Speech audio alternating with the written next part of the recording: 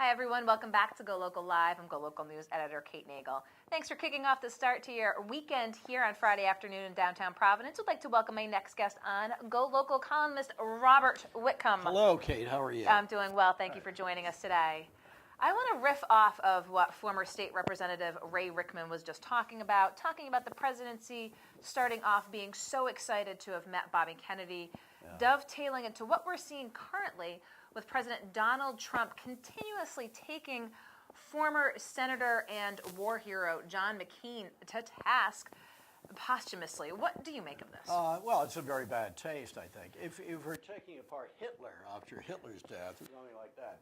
And, you know, John McCain had plenty of flaws, there's no doubt about it. He loved wars, foreign wars, but he was an honorable man. I think condemning somebody like him sets a terrible model for the young people of the country. The biggest problem I have with Trump is characterological, as you know. He sets a terrible model about how to act and how to have a civil and civic society.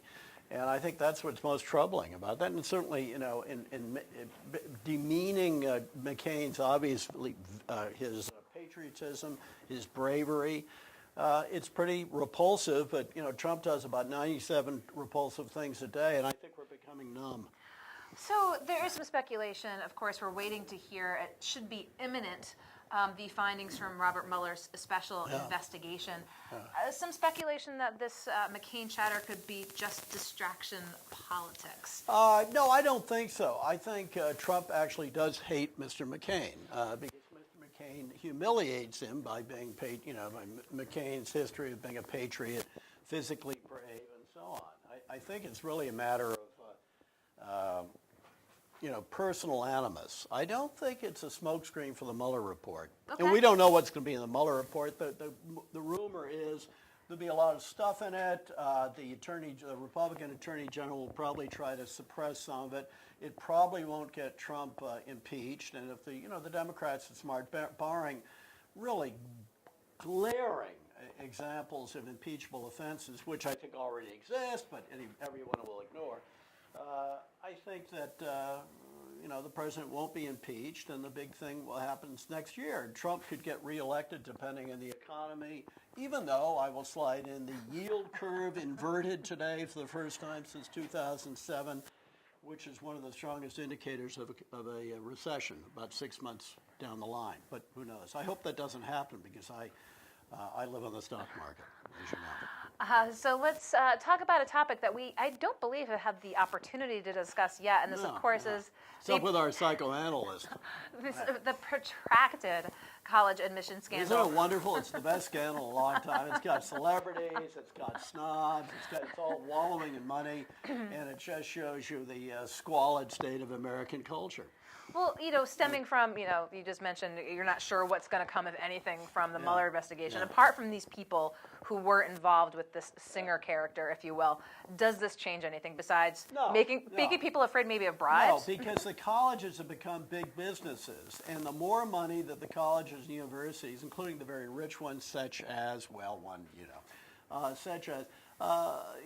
they want to keep the money flowing in. I remember about 20 years ago, I was approached by a certain well-known university about becoming their propaganda minister. And I was astonished even then at how high the salaries were. They were like a private business. I'm assuming that as akin to chief communications officer. Yeah, right, probably, Minister of Truth or misinformation. Minister of Propaganda. And I was just astonished in that process of sitting down and being interviewed and being given information about the finances of the institutions, what the salaries were for the vice presidents and the provosts. These places are businesses now, and they want the more money that comes in, the higher their wages.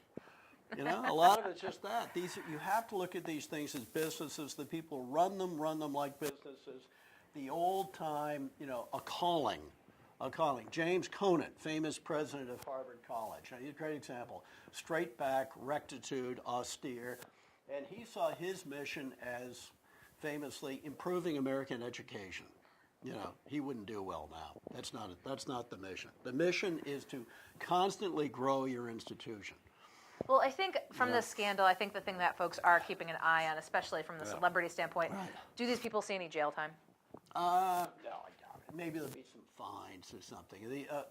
Jail time, I mean, to throw all these celebrity people into Lewisburg and everything would be where I think was Buddy there, or was he in Danbury? Anyway, it would be very entertaining, but I don't see jail time for this. I mean, how do you prove massive public damage? The trouble is, variants of this have happened for a long time. Look at the middle or upper middle class people who've had the money to pay for their kids to take the Princeton Review prep, for example. In my time, we took the SATs. The guy in charge of college admissions would say, the SATs are, 2 weeks from Saturday, get plenty of sleep the night before, and take 3 number 2 pencils. That was it. That's it. That was the prep. Yeah.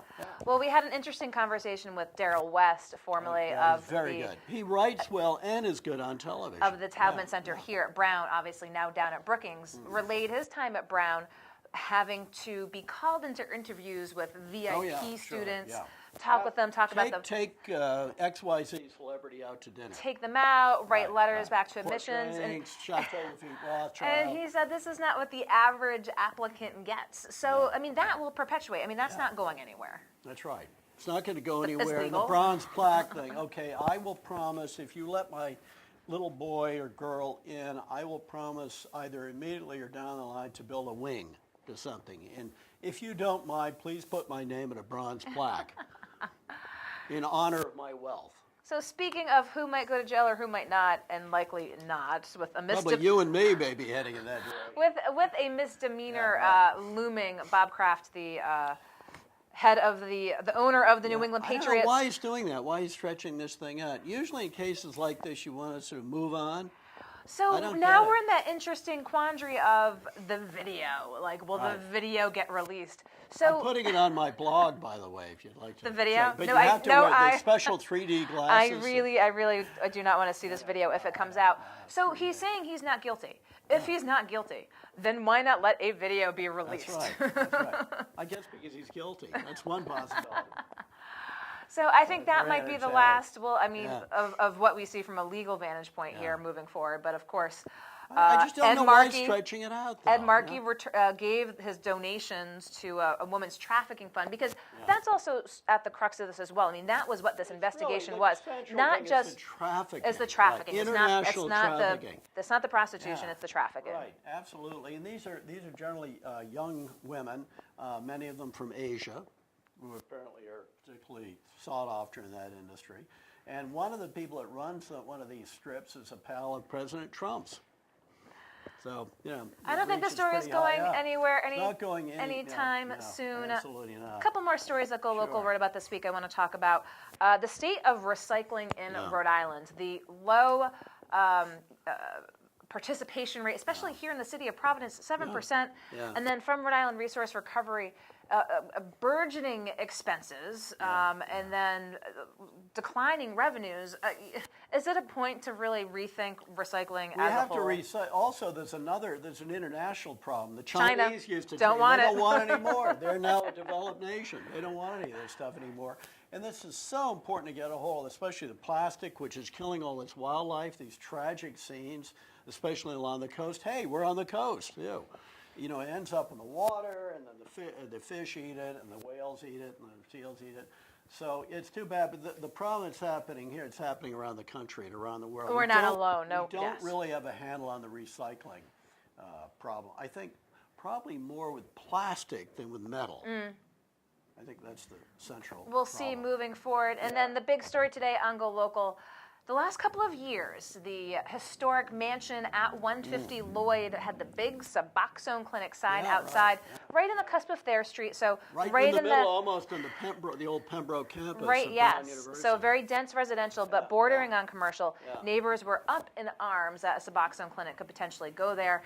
Now, GoLocal has reported the illustrious landlord who's got Fall River landlord who has multiple properties throughout the east side, Walter Bronhard, is in fact associated with the new LLC that just purchased the property. Now, when we had done a story on Mr. Bronhard a couple years ago, College Hill Neighborhood Association, Providence Preservation Society, all had issues with the upkeep of the properties, how they hated fit. him. They said he was sort of a kind of a slumlord. So now some neighbors didn't want Suboxone. Now they have what looks like Walter Bronhard. Yeah, he's everywhere, isn't he? Yeah, I wonder, could he buy our house? We're ready. Would he take our dog, too? Call Bob. Yeah. Read that story again, more Providence intrigue. What are we going to learn from you this weekend? Oh, boy. I look at Deloitte. You know, the problem with Deloitte, it's so complicated. These computers, that we're trapped. We're trapped with Deloitte. You know, the people doing the public benefits. And by the way, they were screwing up in some other, it wasn't just Rhode Island. Oh, they were messing up everywhere, Big time. So what's the problem there?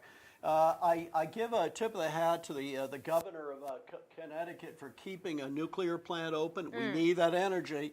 I look at Thayer Street after a GoLocal piece, wonderful GoLocal story about how it's changed, and you know it's sad in a way. The blue-haired lady gift shops are gone, and you know, but it's good too. It's more dynamic in many ways. Have you been to Shake Shack yet? No, I don't plan to go either.